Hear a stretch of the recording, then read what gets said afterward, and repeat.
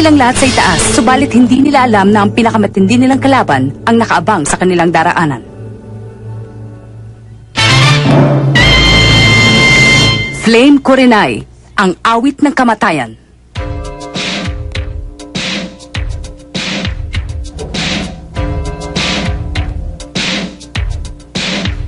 Rekka, aalis ka sa palasyong ito na isa ng bangkay. Tanggapin mo ito! Flame power!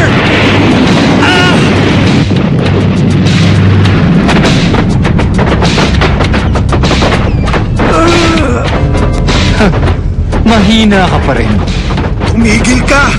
Hindi ako patatalo sa isang katulad mo! Ngayon, tingnan natin ang lakas mo!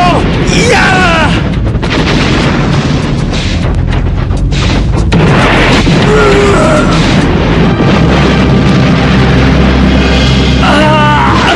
Rekka! Nararamdaman ko pa rin ang aking galing. Huwag ka magbuhat ng sarili mong bangko! Mabuti pa! Tapusin na natin yan! Tatlo tayo laban sa kanya. Hindi mananalo yan. Kawawa ka naman!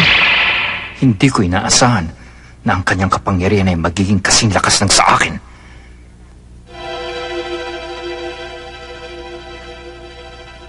Ibalik mo na si Ana.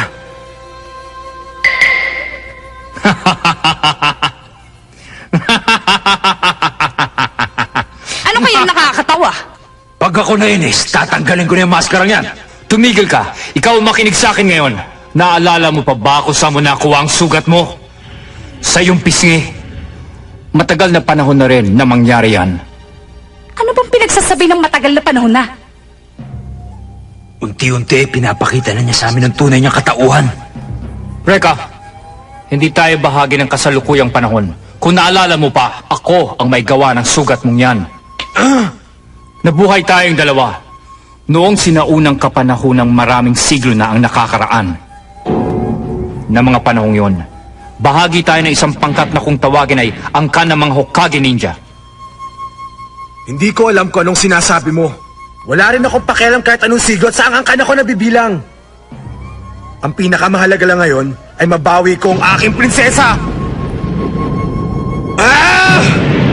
Rekka, hindi mo ba alam na nag-aaksaya ka lang ng iyong lakas? Ang kapangyarihan mo ay katumbas lang ng aking pinakamahinang lakas. Ngayon, magiging abo ka na!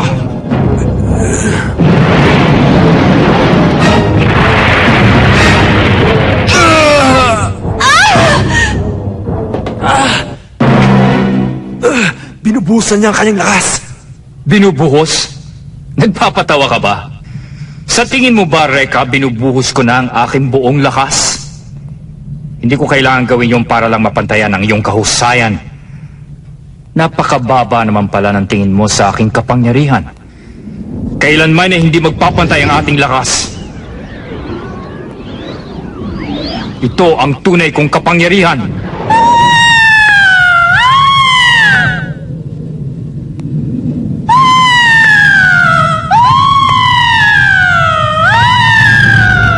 Siya si Kurenai.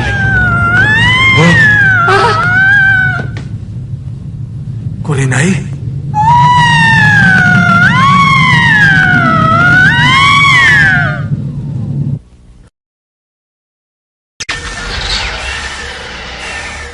Tingnan nyo, ang mga makina.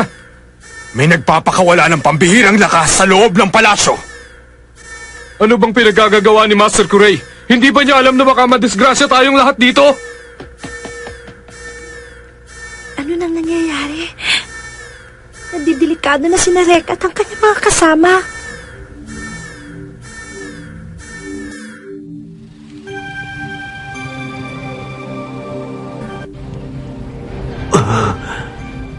Nakakakilabot. Pero ang ganda. Ang kanyang apoy, merong buhay. Ang tunay na kapangyarihan ng isang Hokage ninja ay hindi nakasalalay sa kanyang kakayahang makalikha ng apoy. Dahil ang enerhiya na dumadaloy sa katawan ng isang kasapi sa angkan ay sapat na upang makalikha nito, hindi na rin kailangan pang gumamit ng mahiwagang sandata para dito. Ang kakayahan na yan ay likas na namamana ng sinumang may dugo ng angkan ng Hokage. Ang tunay na kapangyarihan ng isang Hokage ninja ay nakasalalay sa pagpapalawak ng likas na kapangyarihang ito upang maggamit sa kahit na anong paraan na iyong naisin. Bibihira lamang ang may taglay nito at isa na ako sa mga yon. Iba-iba rin ang kulay ng apoy na naglalarawan sa nilalaman ng iyong puso at kalooban. Maitim na apoy at taglay ko ang kanyang kapangyarihan.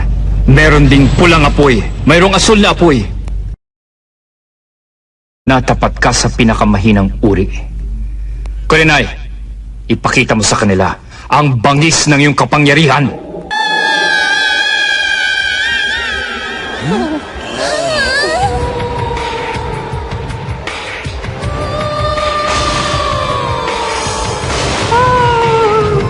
Alisto kayo! Mabilis na to! Sige, takbo na!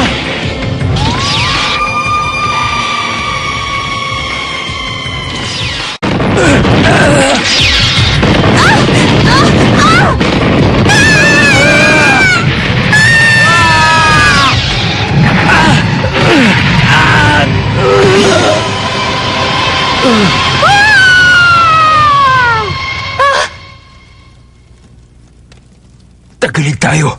Hindi bata sa labanan. Lagot ka sa akin. Antayin mo ako makahanap ng tubig, kundi tapos ka! Kuya, anong mangyayari sa atin ngayon? Mamamatay na tayo! Makikita mo. Parang laruan lang ng bata ang kapangyarihan mo kung ikukumpara sa akin.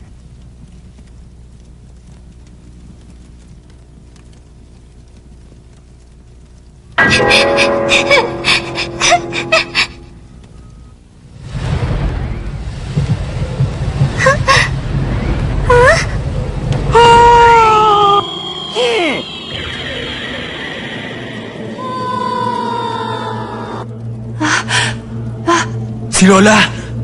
Lola, tumakas ka na! Tama ka na, Reka. Hindi sa lahat ng pagkakataon ay kaya mong iligtas ang iyong mga kaibigan.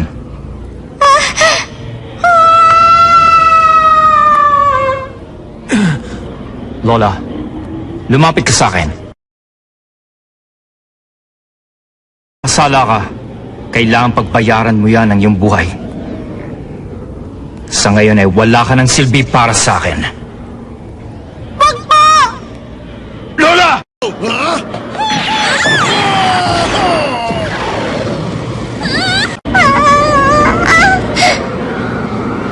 Ngayon na.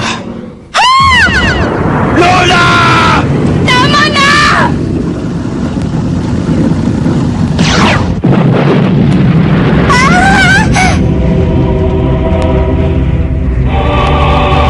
Reka!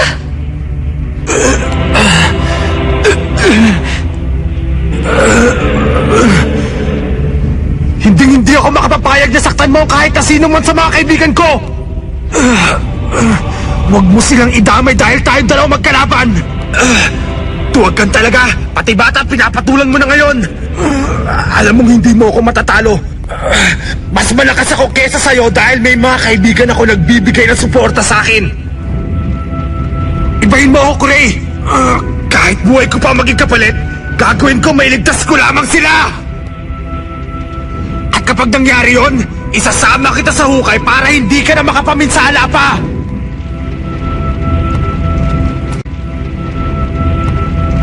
Tapos ka na ba? Kurenai, dalhin mo sa kanyang hukay ang makatang yan.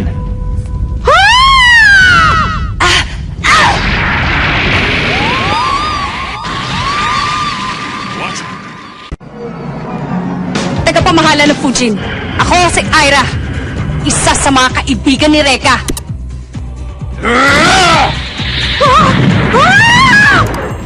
Ang lakas ko ang aking kapangyarihan! Tawagin mo na lang ako sa pangalan Max!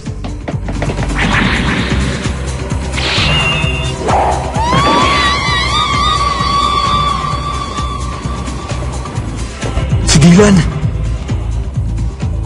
Napadaan lang ako eh. At napansin ko na nangangailangan kayo ng tulong. Kaya nandito ako. Humihina na siya. Your only antagonist Flame Power!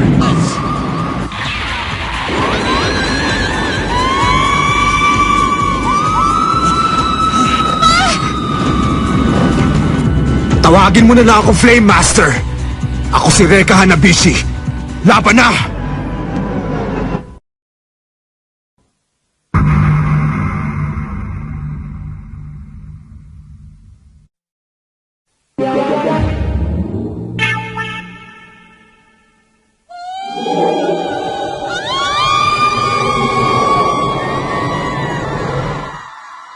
Yes! Nagawa natin, Reka!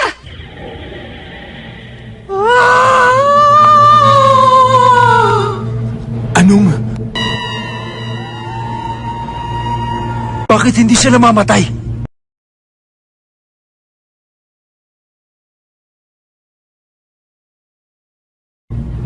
Hindi niyo mapapatay si Kurenai. Maaari ko siyang likain ng paulit-ulit. Asar na talaga ako sa'yo! Makikita mo! Aray! Sandali lang, Reka. Alam mo ba kung anong ginawa mo? Pinahiya mo ako sa mga tao! Sa kalagayan mo ngayon, hindi mo matatalo si Kurenai dahil mas malakas ang kanyang kapangyarihan kaysa sa'yo. Kailangan nating umisip ng paraan para matalo sila. Eh, paano na nga? Hindi mo ba natatandaan? Ang sinabi sa atin ni Emma noon, kailangan nating magbuklod para matalo natin ang kalaban.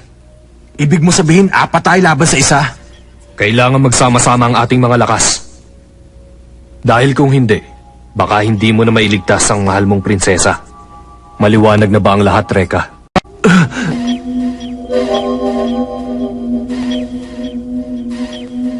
Payag na ako. Ngayon, kahit paano'y may pag-asa na tayo na manalo laban sa kanilang malakas na puwersa. Ano pang hinihintay nyo? Tapusin na natin ang alalay ni Kuray! Atakihin natin ng sabay-sabay si Kurenai! Hindi si Kurenai ang dapat nating tapusin. Kung hindi si Kuray, Tayo na! Laban! Na naman, wala talagang kadala-dala. Sa bagay para lamang akong naglalaro nito. Kurenai, sugurin mo ang pinakamalakas sa kanilang apat. Ngayon din!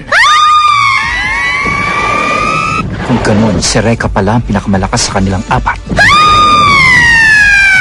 Naririndi na ang tenga ko sa'yo, ha?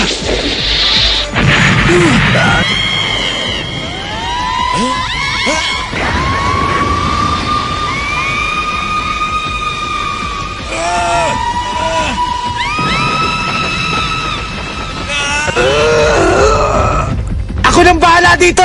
Kayo na kay Kuray!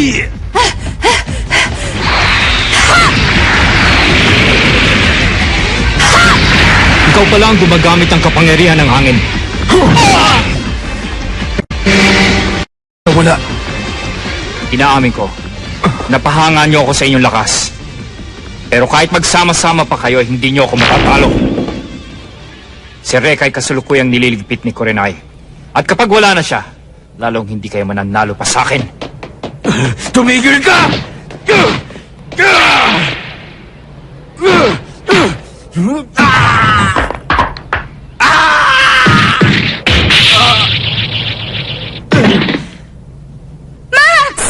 Tapos na ang isa.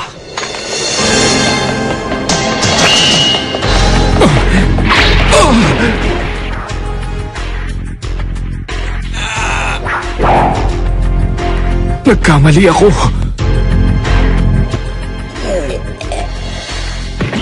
Ikalawa, Si Dylan.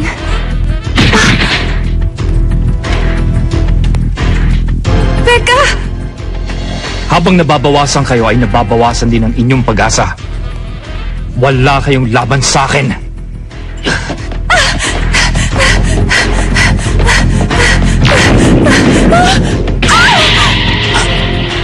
Babae ka man ay hindi kita patatawarin.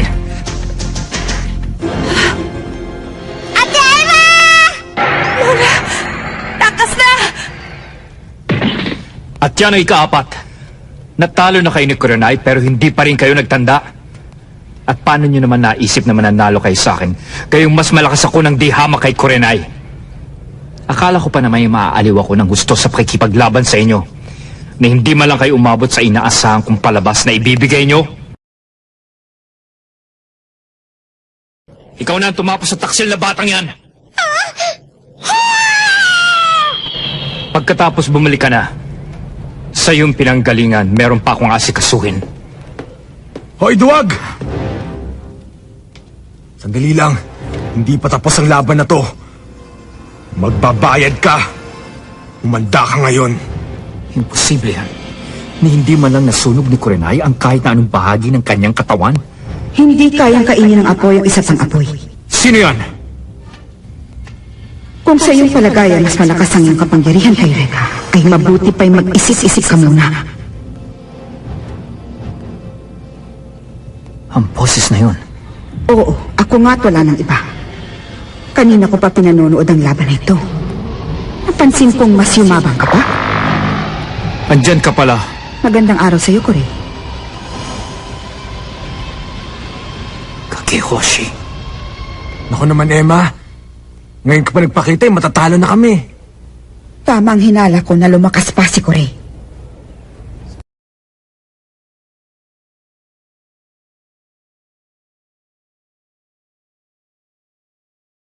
Silang dalawa ang dapat mong pakaingatan.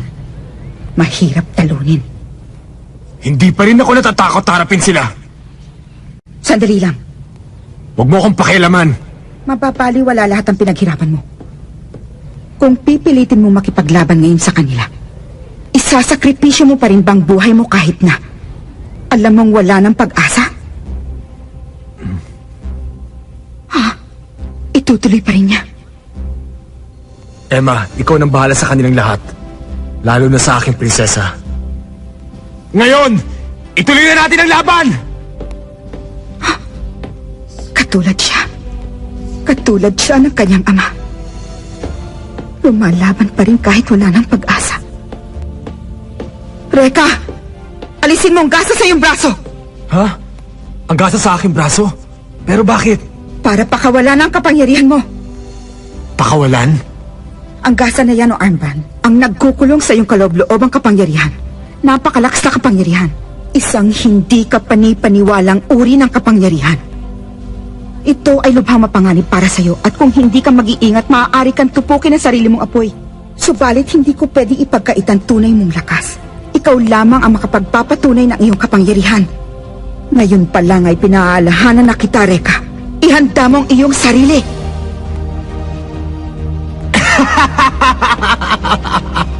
Yun naman pala eh! Ang tagal-tagal ko nang iniisip kung para saan ito. Sige!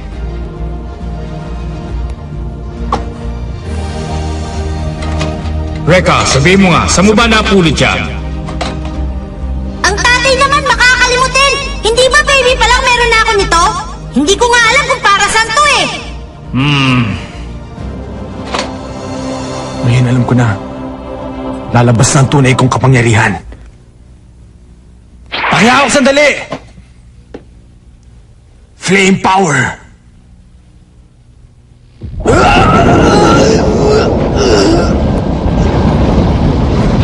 Ibang klase kapangyarihan!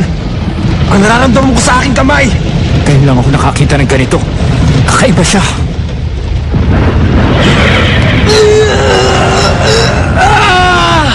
Pakiusap. Huwag mo pong pababayaan si Reka.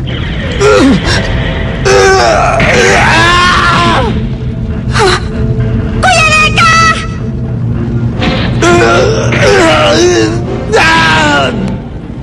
Reka!